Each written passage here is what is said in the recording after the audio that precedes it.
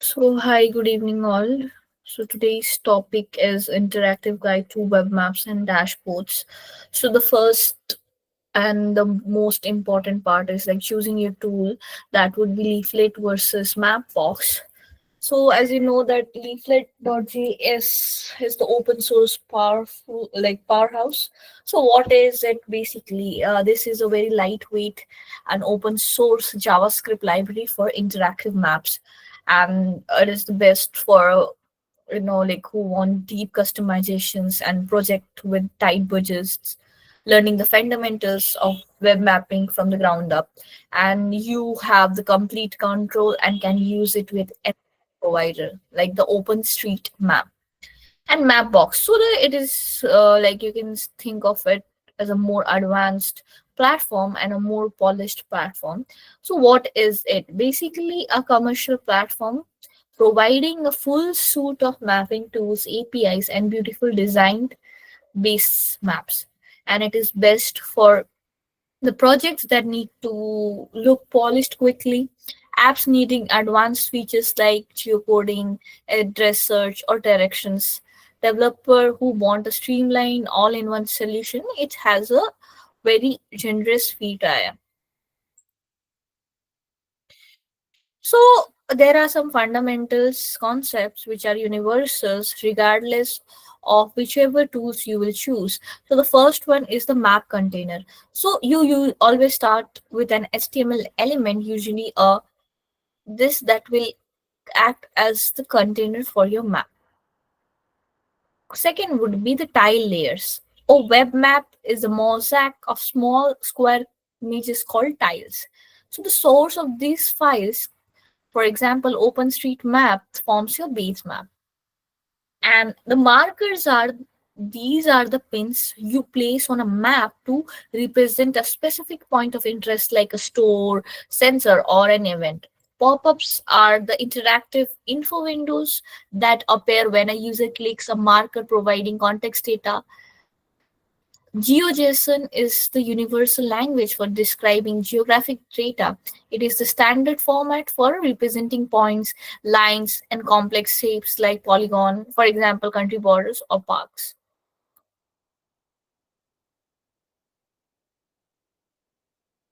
So the practical guide for building with Leaflet would be first you need to set up the HTML, then include the Leaflet CSS and JSS file in your HTML and create a this for the map. So this is how it will be done.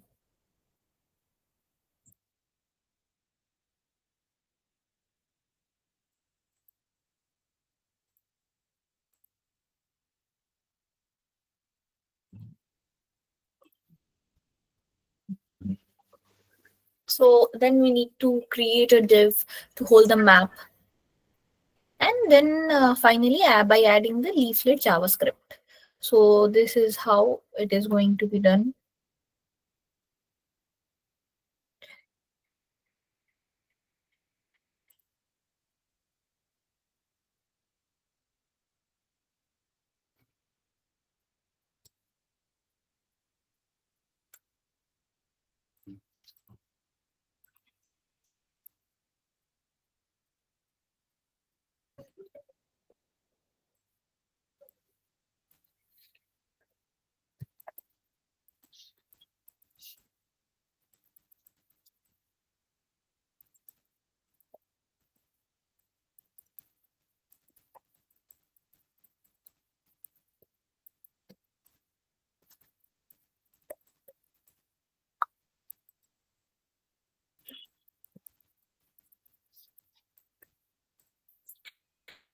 So then the step two would be to initialize the map in JavaScript. So over here we need to create the map, set its center coordinates. So we'll use Bengaluru and zoom level. So as you can see, var map is equal to L dot map and set view. As you can see the coordinates, and the zoom level is also provided over here.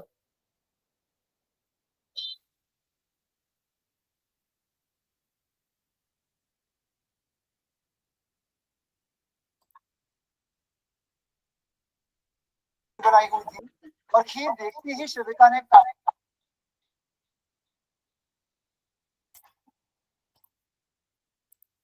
So then the third step would be to add the base map, that is the tile layer. So we need to pull map titles from the OpenStreetMap service. So that would be adding a tile layer from OpenStreetMap. And you can see this is how it will be done.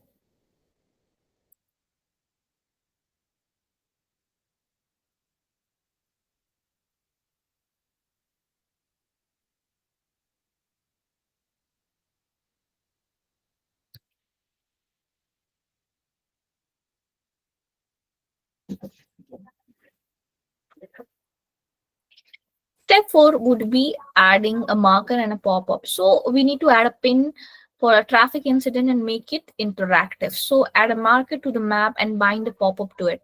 So this is how this will be like the bind pop-up can be added and the open pop-up as well.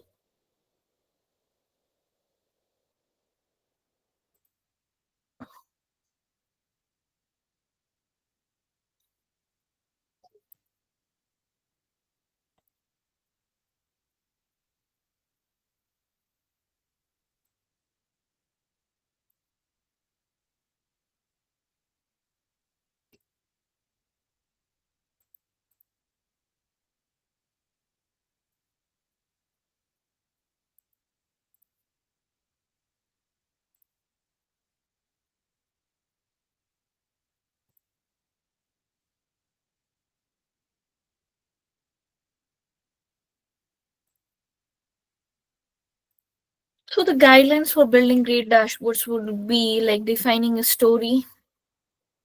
Just keep it very much simple. And for example, the story's traffic congestion peaks at 9 a.m. in the city center. And then we need to choose the right visualization. So markers, scroll path map, heat map, and also adding meaningful interactivity. So because a great dashboard connects its components, for example, clicking a region on the map should filter and update a bar chart next to it.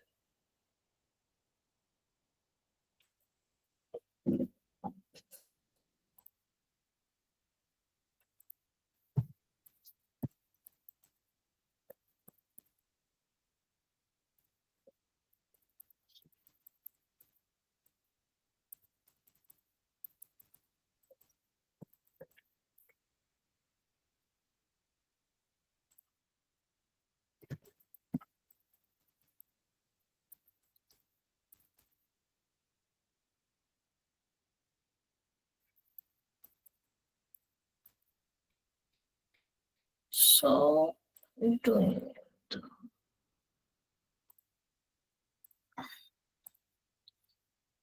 So basically, the anatomy of a web map would be as I described. So the base map, that is the sponge. So as you can see, as I've stated that we need to initialize the map in our map dev container and centered on Bengaluru. So the map, as you can see, the constant map, L dot map, and these are the coordinates, and this is the zoom level. And then followed by adding the base style layer. So this is the visual map imagery. So this is how it is going to be done. And open street map, since we're using this.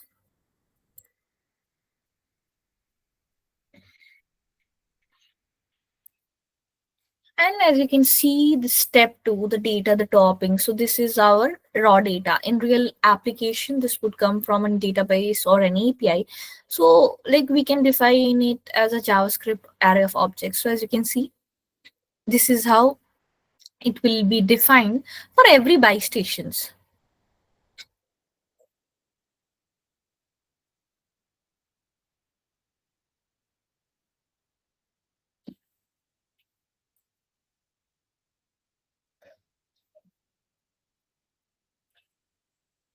And the step three would be the visualization, that is the icing. So this code loops throughout data, creates a marker for each station, and binds a pop-up to it. So this makes the map interactive and tells our story. So basically loop over each station in our data array. That is by stations for each station. Then we need to create a marker at the station's coordinate. So this is how the marker will be created, and the pop-up like followed by the pop-up content from the data.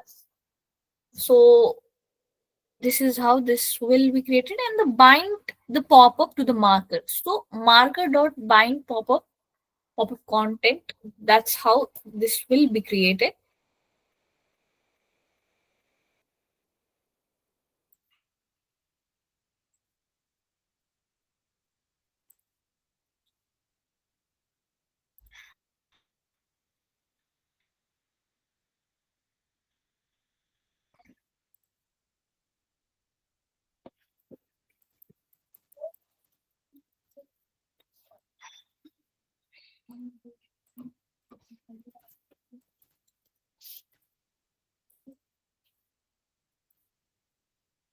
So now we will see the dashboard.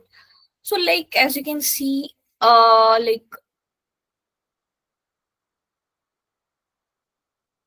let's zoom in on the top left corner. That is the dashboard summary KPIs. So KPI stands for key performance indicator.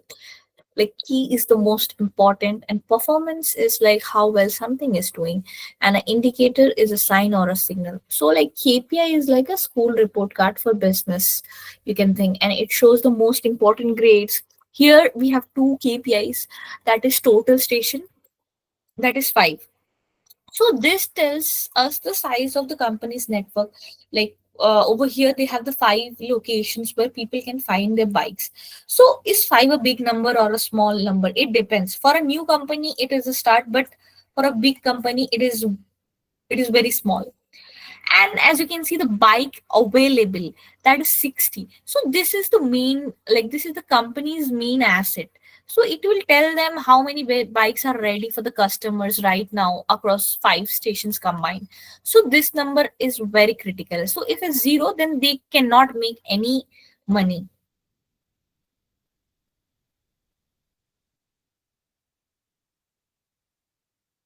So let's pick one station.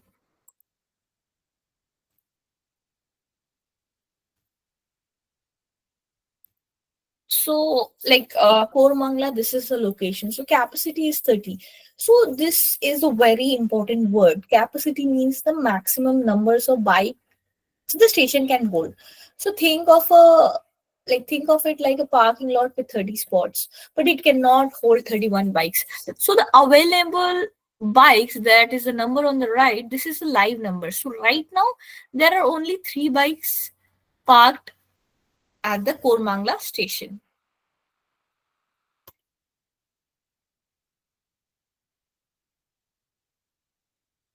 So as you can see, like if the Kormangala station has space for 30 bikes, but only 3 are there, then where are the other 27 bikes?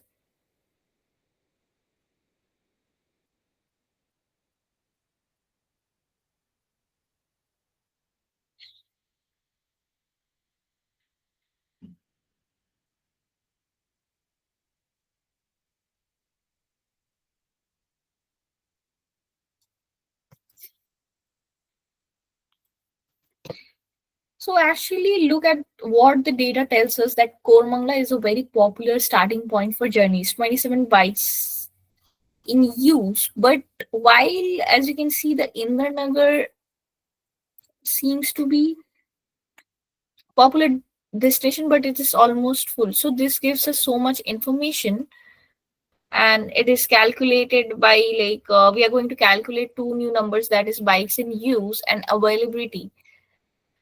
So as you can see for Cubbon Park, that is capacity is 20, but available is 18. So bikes in use would be like capacity minus availability. So that is for Cubbon Park.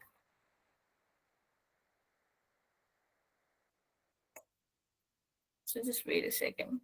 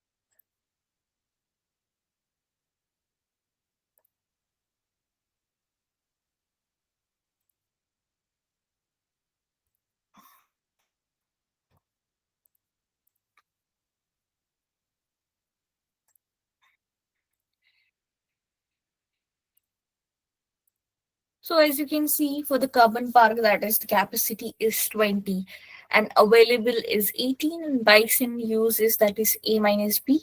So the capacity is A, availability is B. So that is 2. So the availability is 90%.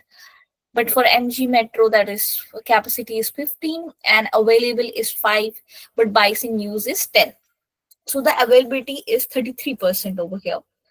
And as per for Indranagar, that is capacity is 25, availability is 24, but bikes in use is 1. So the availability is 96% over here. And as per for Kormangla, that is capacity is 30, availability is 3, and bikes in use is 27. And availability is 10% over here. So this is how this will be calculated.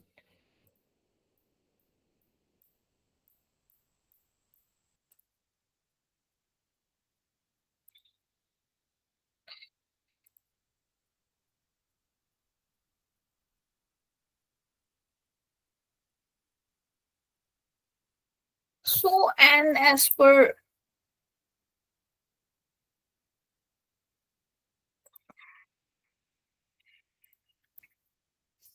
So the map, so we all have these numbers in our the table, but they are just the numbers. So our brains can understand the pictures much faster than lists. So this is basically the power of data visualization. So it is the art of turning numbers into a visual story. So the map that shows us where the stations are, we can see that the MG Road, Metro, and Cubbon Park are close to each other. That are just right in the city center. And as you can see, Indranagar that was 96% available and Cubbon Park 90% available. They are both green.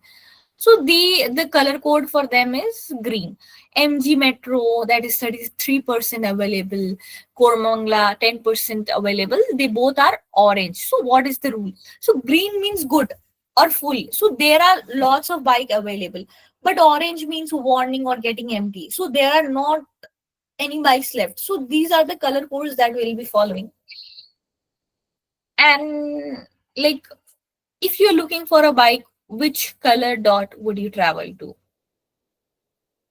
So what do you think?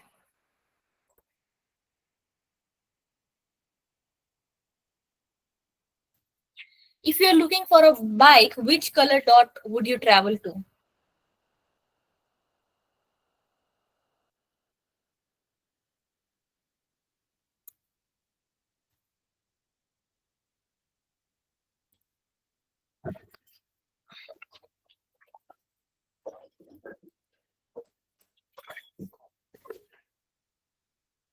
Yes, that is correct. And what color would you use for a station with zero bikes?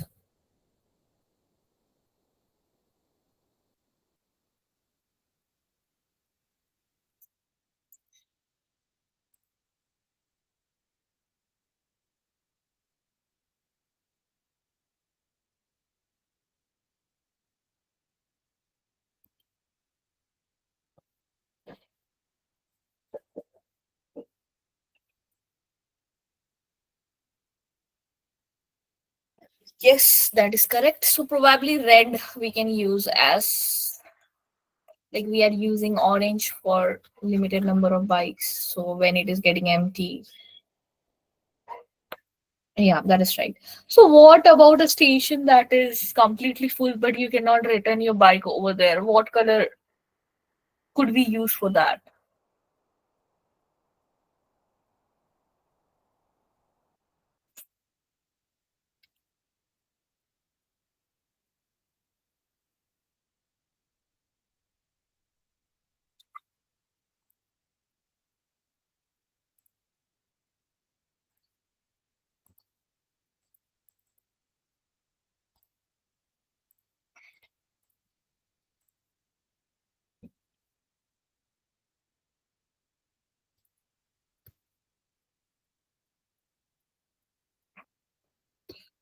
So what about a station that is completely full but you cannot return your bike over there?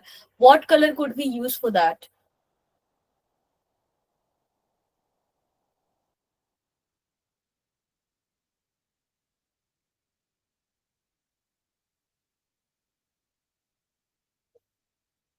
Any answers?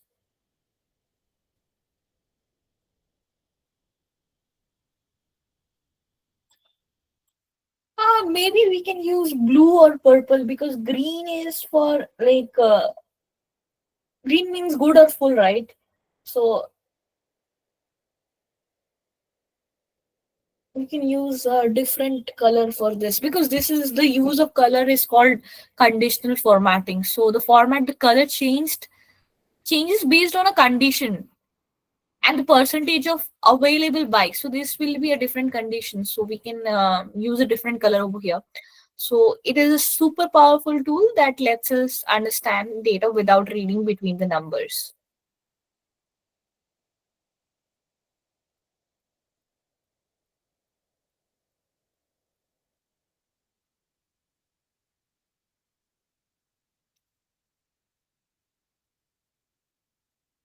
So, and like putting it all together, so like basically we have understood the dashboard, but who does, like who uses it basically? So, and what do they do with this information? For an example, a customer A is there, and that customer A is in Kormangla and needs a bike to get to college. So then customer A opens the app on her phone, then that shows this data. But customer A sees the Kormangla station is orange with only three bikes. So it is kind of risky. So she checks the map and sees another station that is nearby and that is green. So she decides to walk to the green station. The dashboard help her make a smart decision and save from a wasted trip. Second would be the, like a customer B, that is an operation manager, you can think. So that person works for the bike company. Then he looks at the dashboards every day at morning, like he can see that Kormangla is almost empty and Indranagar is almost full. But he knows people are riding from Kormangla to Indranagar for work. So what is his action? So he dispatches a small truck to Indranagar, picks up 10 bikes and drives them back to the Kormangla station. So this is called rebalancing. So the dashboard basically pinpoints where the problem is so they can rectify and fix it.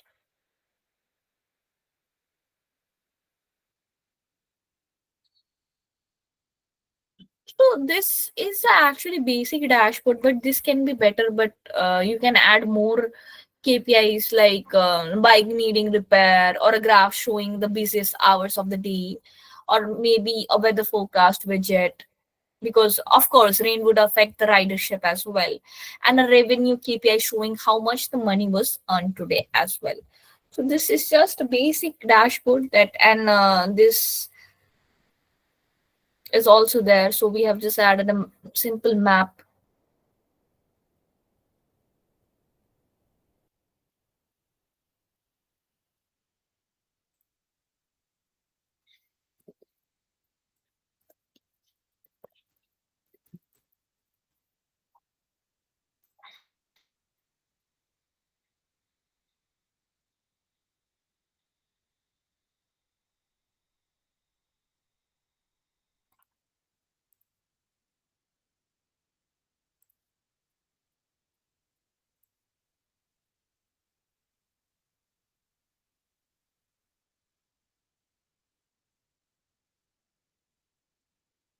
And why is this dashboard is useful as well? Because for you, the rider, so if you wanted to rent a bike, you could look at this dashboard on your phone and you would instantly know which station is the closest to you, and more importantly, which one has actually the bikes that are available. So that basically saves you from wasting a tip as well. And for company as well, the operator, so I've stated like the people who run the service use this dashboard to manage the bikes, so they can like keep an eye on which station is almost empty, and then send the trucks with more bikes to the station. They can also see if the station like Indranagar is too full and move some bikes from there to a different location as well.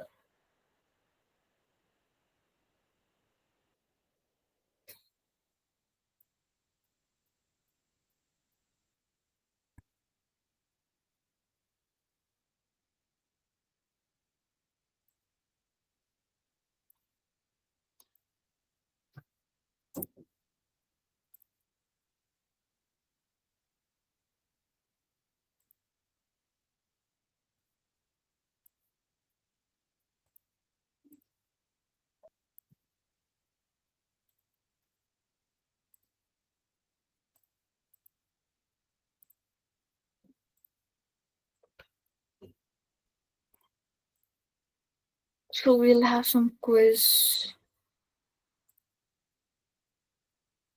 Please feel free to answer.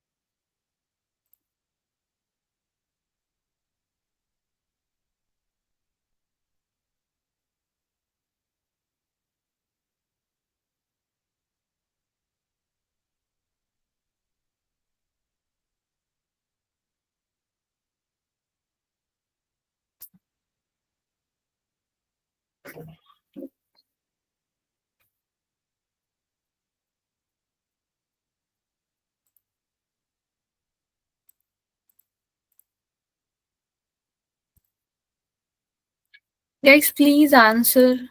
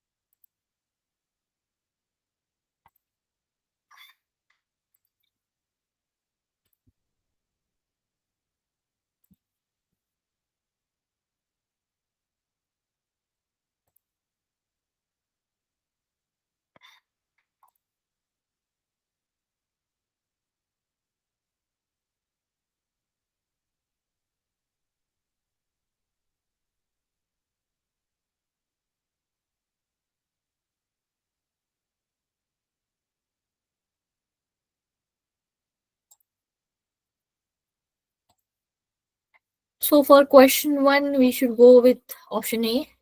That's what the majority votes for, or any other option. Please start answering.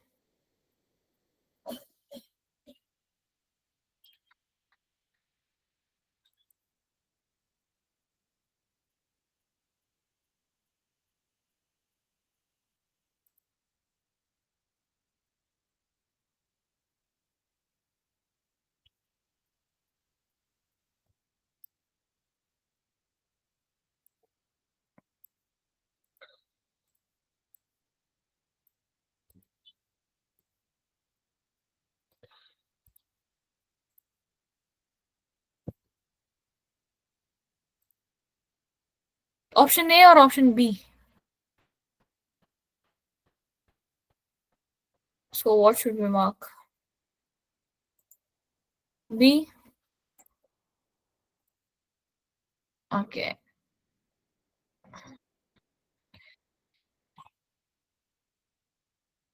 But I still see some of the people are saying A, C also.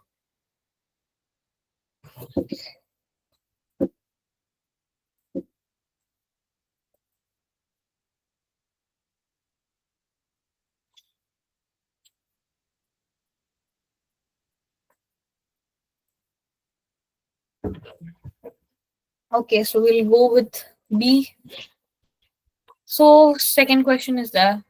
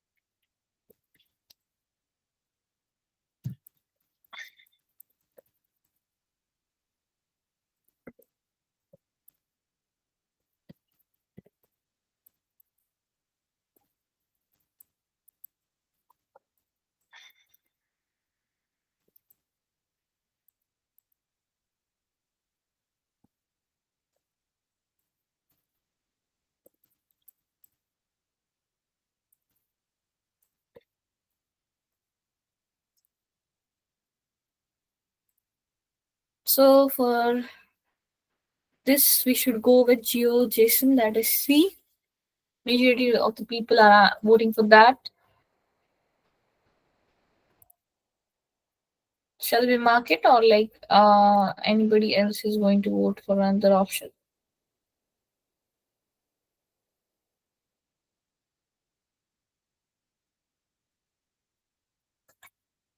It's in nobody else is saying, so we'll go with C. So third question.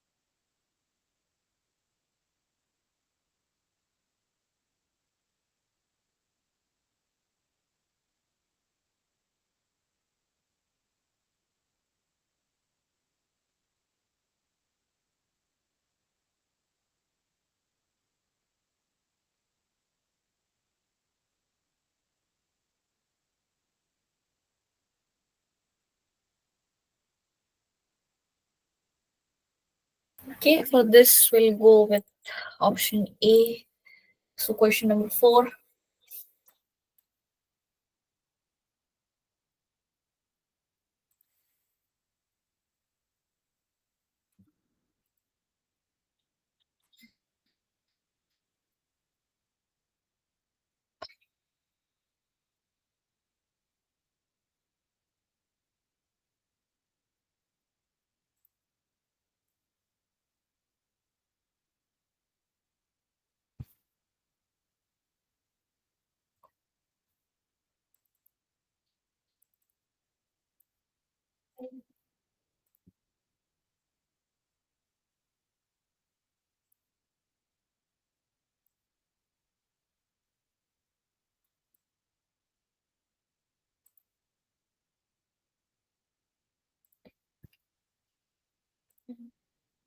We should go with B.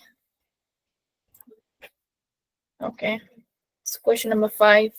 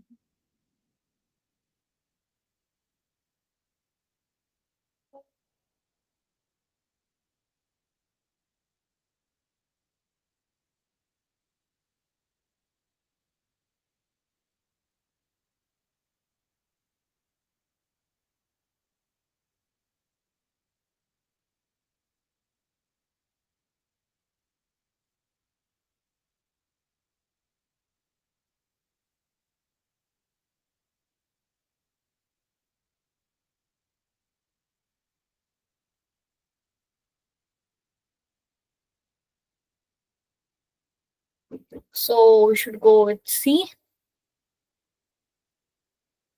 Majority is C. Okay, for question number 6.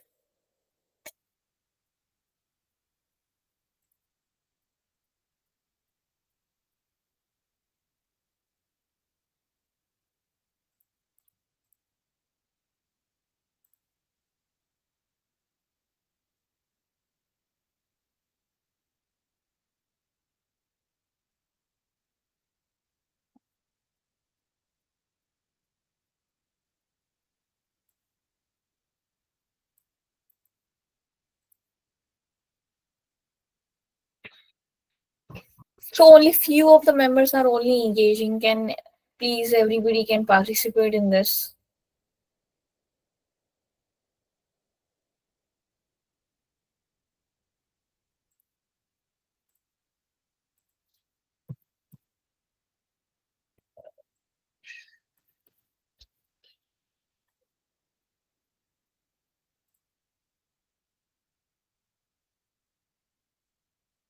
So we should go with A. Only few of the folks are only participating. Can everybody participate in this?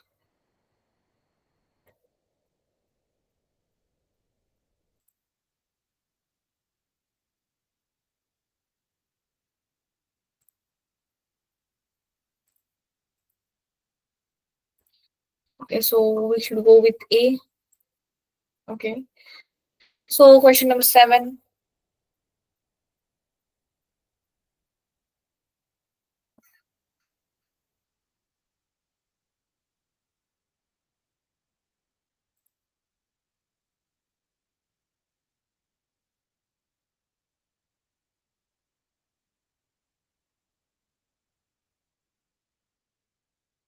We should go with option number C.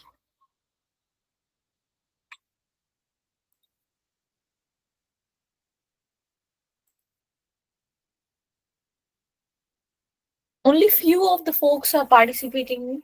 Please participate, everybody. In the chat box, you can drop the options. So C.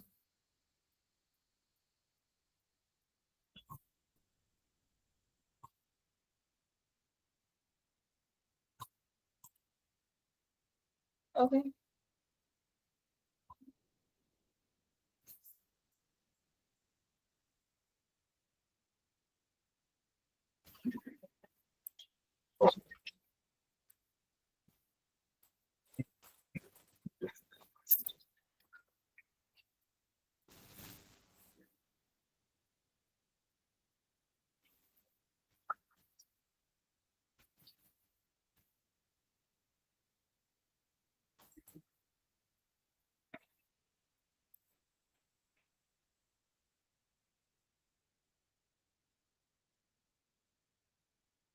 For this, we should go with B. Okay, ninth one.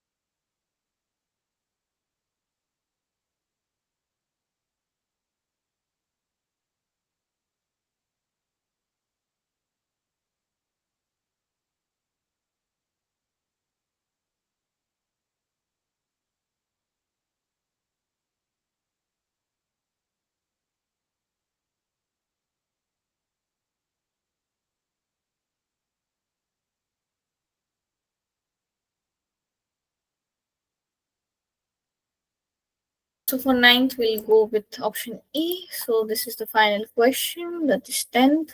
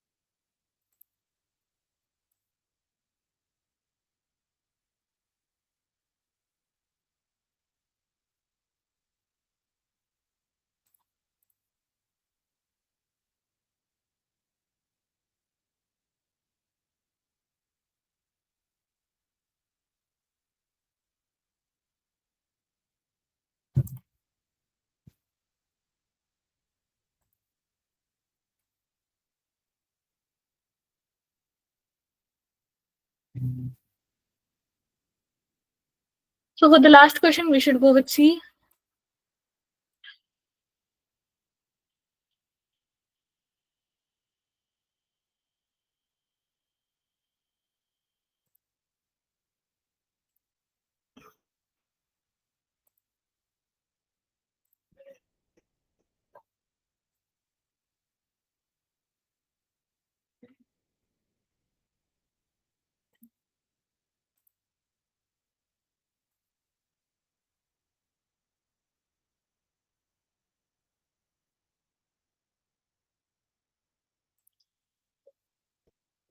Okay, so C, right?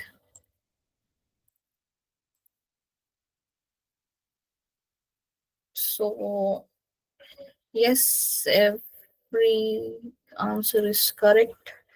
So you can go through the reasonings.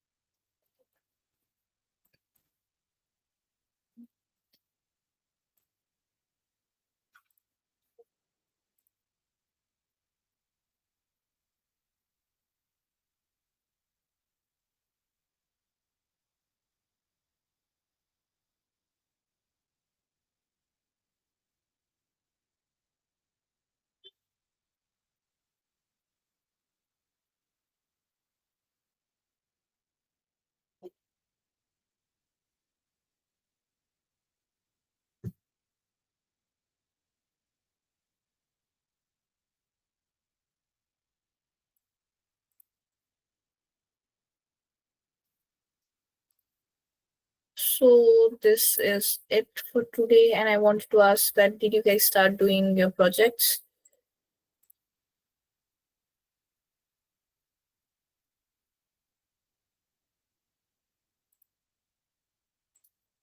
Has anyone started doing the projects?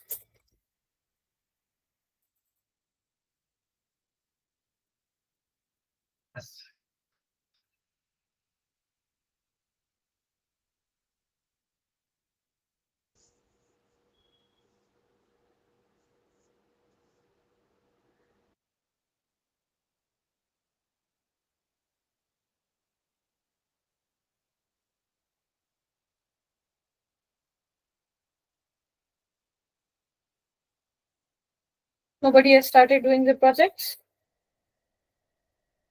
yet. Please, guys, start doing your projects. Review will be happening. So at the last moment, it will be very much difficult for you guys to cope up. So it will be really beneficial if you start working on a project side by side.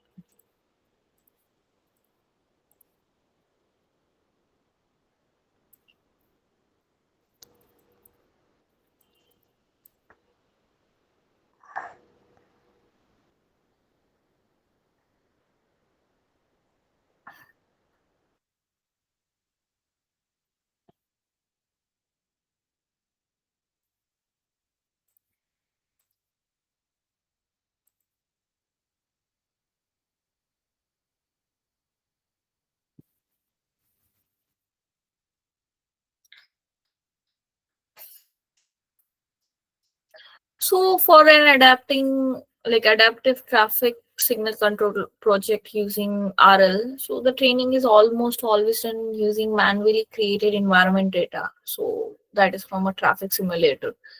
But real world data is used later for validation and calibration. And like simulation is the primary choice for training, because as training an RL agent is a process of trial and error. So the agent requires thousands or even millions of different actions to learn like which ones leads to the best outcomes. So using a simulation is very much essential for like several reasons, that is safety, speed and efficiency as well, and cost effectiveness.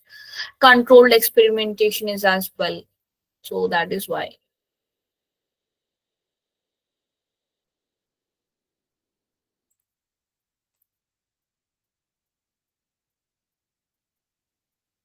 We will use any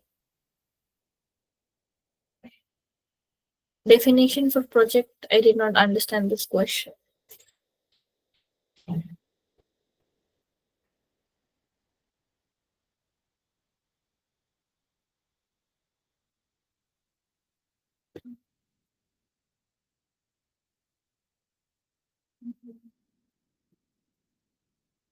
Did not understand your question, Zahid.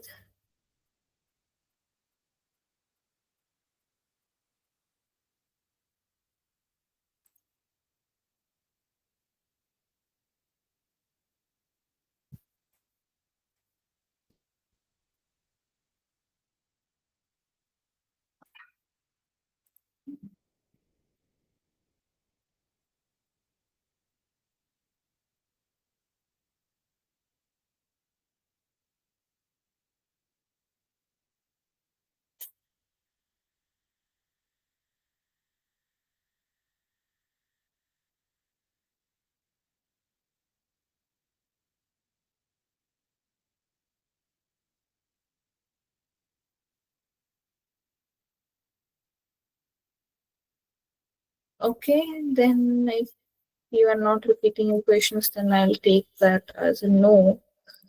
So, okay, guys, then we'll wrap up the session now.